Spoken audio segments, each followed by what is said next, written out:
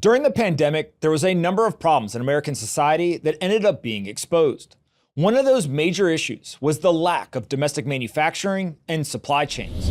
As soon as the pandemic hit and the government ordered millions of people to sit at home, all of a sudden the supply chains broke down and the manufacturing of goods ground to a halt. The reason why this became a huge problem is because the United States of America has become completely dependent on manufacturing and supply chains from our international allies. As Chamath Palihapitiya explained to me back in 2020, the US had pursued efficiency over resilience. Here's what Chamath said to me. And this is where the rubber meets the road because, right now, before all of this happened, the government was already a third of GDP.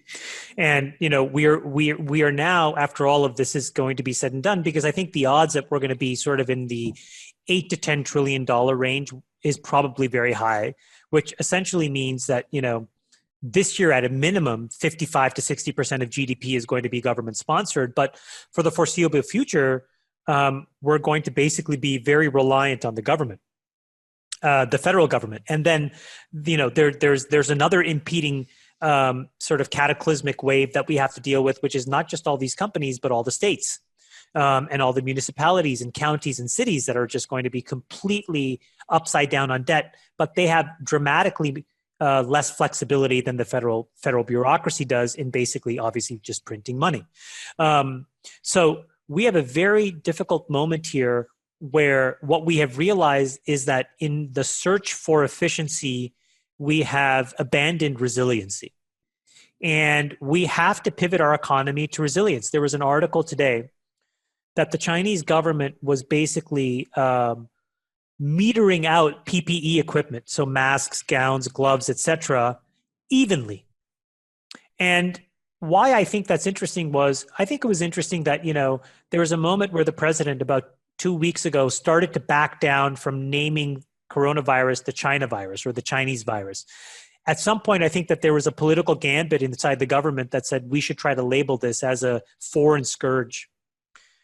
And I suspect that what probably happened, not to be conspiratorial or anything, is that, they needed a lot of things from China. And China said, listen, not only do you need to back down and never say this again, you need to apologize to all the Asian Americans in the United States. And by the way, he did it. And he's never said it since. But since then, the Chinese government is still not flowing PPE into the United States at the same velocity as they should relative to other countries.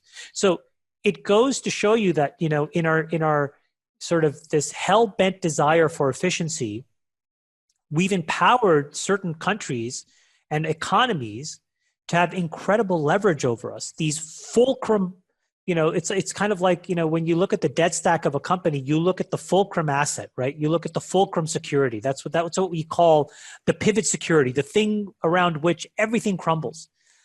And it turns out that our Achilles heel are simple trading goods from countries like China that they can hold back from us. It's just incredible. And so we have to pivot to a much more resilient economic model. And in that, by the way, that's, I think, how we counter the deflationary pressure of, the 1930s. Because inherently what it allows you to do is actually see a world of rising wages and rising prices if we sort of insource more of the production, or at least the last mile completion of the things that America needs to run its economy. Yeah, it's the whole idea that the supply chain is a national security concern, right? Now, shortly after this situation became obvious, there was a ton of talk from venture capitalists, entrepreneurs, government officials, and others that we had to bring back manufacturing and supply chains. We had to onshore them. It was time to build, Mark Andreessen even said. So let's check in. How exactly are we doing on that? Well, first, we can look at construction spending on US manufacturing. It has absolutely exploded since 2020, more than doubling to $180 billion a year. If we then take a look at the knock-on effects of this type of investment, we can see that construction jobs in America are at an all-time high. Never in American history have we had more men and women working in the construction industry. That alone tells you just how much building and how much investment's actually going on. But we can't simply just take what we see in the construction industry and extrapolate it across the economy. There's still a number of different areas where we are lacking and we need to improve. Take the housing industry. According to Deutsche Bank, we still have a drastic underbuilding in that industry. And so there's two ways to look at this. On one hand, this is a negative because we don't have enough housing. On the other hand, it could be viewed as a positive because there is insatiable demand for any investment to bring more housing online in our country. So whether you're excited about the investment in the building that's already going on, or you're licking your chops at the fact that there's more building that can be done, we must not forget though, all of our partners, all of those countries and companies internationally that benefited from the United States outsourcing manufacturing and supply chains, they're not going to give up too easily. Take TSMC as an example. They aren't exactly thrilled at the idea of bringing back those high-tech jobs and all of their intellectual property to the United States. Of course, the United States now must conduct a tightrope act. We have to be able to play nice with all of our international partners, but we also need to become much more resilient in manufacturing and supply chain domestically. So what I think we're going to end up seeing is an additive approach rather than a zero sum. What I mean by that is that the United States is going to continue to invest in manufacturing and supply chain facilities, logistics, jobs, and all sorts of different government programs. But they're not going to do it by taking it away from all of those international partners. Instead, we are just going to try to grow the pie. In that way, we become more resilient, but also we still can depend on those international partners and we don't disrupt the current state of things. A great example of where this has occurred was pointed out by my friend Balaji Srinivasan.